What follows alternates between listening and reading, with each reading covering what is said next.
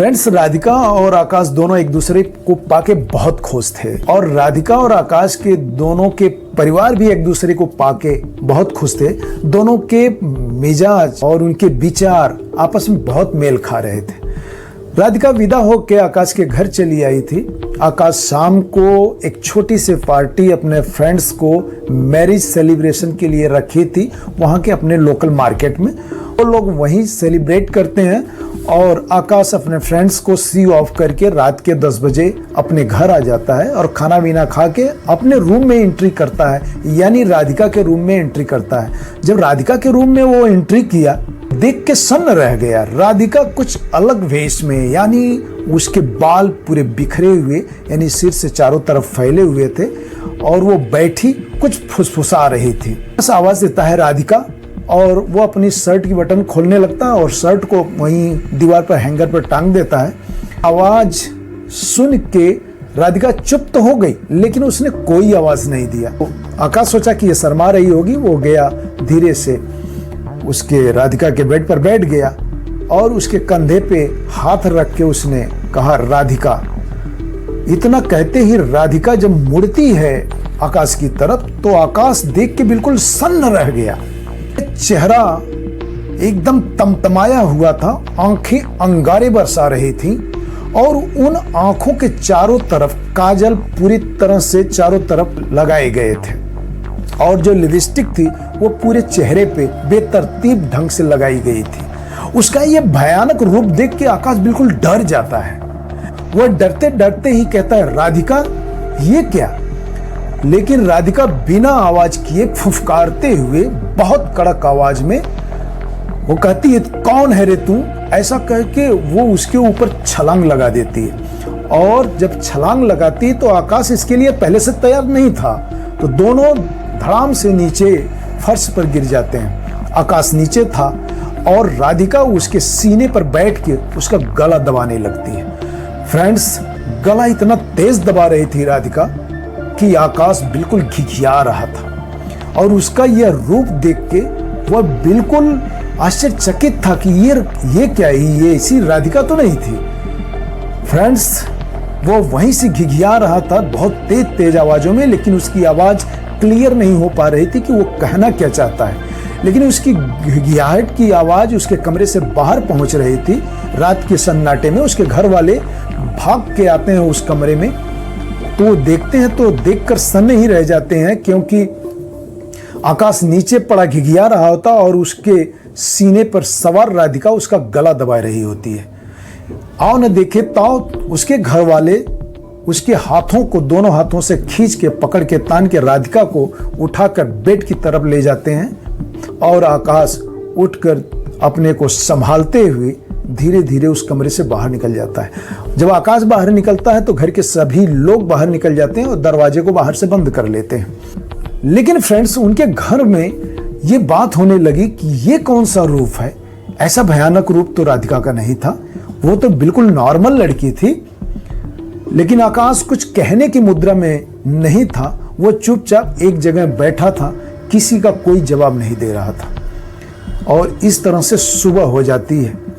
लेकिन सुबह जब देखा जाता है तो राधिका बिल्कुल फ्रेश नॉर्मल सबको चाय सर्व कर रही होती है और उसके घर वाले उसके चेहरे को पढ़ने की कोशिश कर रहे थे और क्वेश्चन भी कर रहे थे, क्या बहू तुम ठीक हो? तो वो मुस्कुराते हुए जवाब दे रही थी।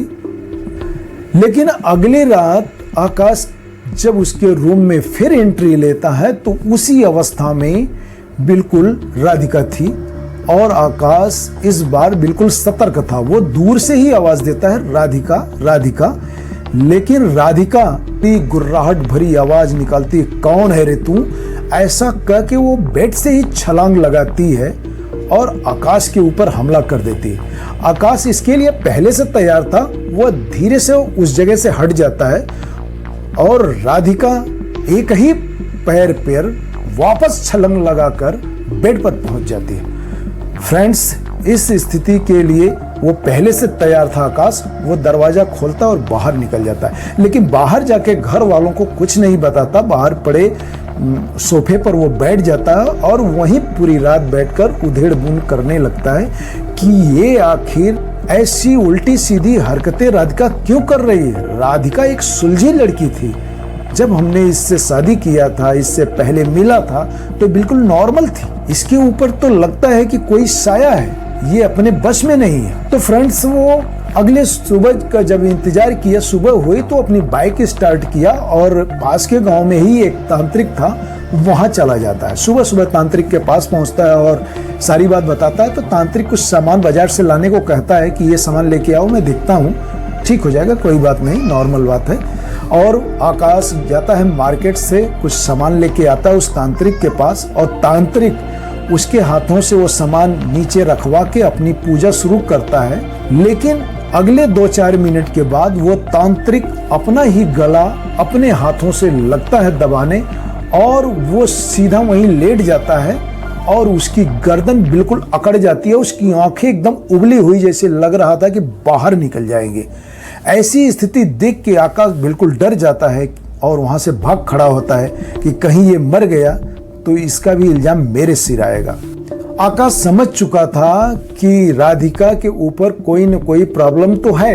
अब वो सही जगह की तलाश कर रहा था, सही आदमी की तलाश कर रहा था कि वो मिल जाए और इस समस्या से उसे निजात दिलाए। चूंकि वो राधिका से बहुत प्रेम करता था, वो उसकी धर्म पत्नी थी। फ्रेंड्स, इसी उधेड़-बुन में फिर वो सीधा उसके मायके वालों से मिलता है और सारी बात बताता है। मायके वाले भी बहुत आश्चर्यचकित थे। वो कहते हैं कि ऐसा तो पहले कभी नहीं हुआ था, लेकिन वो लोग कहते हैं कि चलो एक ऐसा तांत्रिक बहुत पहुंचा हुआ है, उसके पास चलते हैं हम लोग, यह शायद प्रॉब्लम का सॉल्यूशन मिल जाए। सभी लोग मिलके उसके पास जाते हैं तांत्रिक के और उससे मिलते हैं, सारी बात बताते हैं। तो तांत्रिक उनको बताता है कि मेरे पास संडे को आओ और आने से पहले उसके बालों में 3 गांठें लगाना। गांठें लगाने के बाद उसको किसी दूसरी जगह का नाम बता के लेके इधर आ जाना। ऐसा ही वो लोग करते हैं। संडे के दिन उसको लेकर पहुंच जाते हैं उस तांत्रिक के पास और तांत्रिक अपनी क्रिया शुरू करता है। फ्रेंड्स, राधिका की आवाज में तब्दीली आ चुकी थी। उसकी आवाज एकदम भारी हो गई थी, जैसे किसी मर्द की आवाज हो, और वो कहने लगता है कि मैं राधिका का पहला पति हूं और इस जन्म में मैं इसे छोड़ नहीं सकता। तुम लोगों ने, यानी उसके मायके वालों की तरफ इशारा करके बताया कि तुम लोगों ने मेरी हत्या करा दी, मेरी राधिका से मुझे दूर करने की कोशिश की। मैं और राधिका स्कूल के समय में एक ही क्लास में पढ़ते थे और दोनों एक दूसरे से प्रेम करते थे। हमने तुम लोगों से आग्रह किया कि हमारी शादी करा दो, लेकिन तुम लोगों ने ऐसा नहीं किया। वापस तुम लोगों ने प्लान बनाकर मेरी हत्या करवा दी, लेकिन हत्या होने से पहले राधिका और मैं महादेव के मंदिर में उनको साक्षी मानकर हम लोग शादी कर चुके थे। फ्रेंड्स, जब ये कहानी उभर कर सामने आती है तो आकाश के पैरों तले जमीन खिसक गई। उसके घर वाले सन्न रह गए। उनके मुंह से कोई आवाज नहीं निकल रही थी, ना कोई जवाब सूझ रहा था।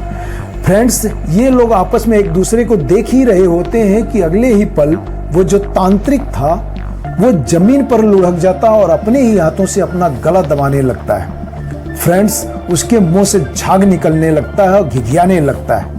लेकिन उसके चेले वहां थे, तो वो किसी पात्र में थोड़ा गंगा जल रखा हुआ था, उस गंगा जल को निकाल कर उसके ऊपर डालते हैं तांत्रिक के ऊपर, तो धीरे धीरे नॉर्मल होने लगता है। ये लोग वहां से भाग खड़े होते हैं। अब राधिका को उसके मायके वाले अपने घर नहीं ले जाना चाहते थे और आकाश के घर वाले अपने घर नहीं ले जाना चाहते थे। चूंकि वह राधिका से बहुत प्रेम करता था, इसलिए वो राधिका को छोड़ना नहीं चाहता था। किसी तरह से घर वालों को मनाकर राधिका को वो अपने घर ले जाता है और वो इधर उधर हाथ पैर मारना शुरू कर देता है। एक दिन वो मंदिर के पुजारी के पास बैठा होता है और सारी बात बताता है कि ऐसी ऐसी घटना है, ऐसी ऐसी बात है, क्या करूं। तो पुजारी वो बताता है कि मैं तुम्हें एक नंबर देता हूं, तुम बनारस घाट, गंगा घाट पर जाओ और इस आदमी से मिलो, मैं पहले ही उससे बात कर लेता हूं, वो तुम्हारी समस्या का हल कर देगा। आकाश वैसा ही करता है। घुमाने के नाम पे राधिका को लेकर बनारस गंगा घाट पर जाता है और वहां घाट पर वह व्यक्ति उससे मिलता है। वह व्यक्ति दोनों को सामने बिठाकर कुछ पूजा करता है और आकाश को पहले से ही बताया गया होता है कि तुम एक राधिका की चांदी में मूर्ति बनवा कर लाना। उस मूर्ति को आकाश अपने हाथ में लिए रहता है। पूजा समाप्त होने के बाद एक चिता सजाई जाती है और उस पर उस मूर्ति को रखा जाता है और आकाश उस चिता को अग्नि देता है, वह मूर्ति उसमें जलाई जाती है। फिर आकाश राधिका को लेकर अपने घर चला आता है। लगभग 4 साल का समय गुजर गया, अब कोई भी प्रॉब्लम नहीं होती है और राधिका के पास 2 सुंदर सुंदर बच्चे हैं।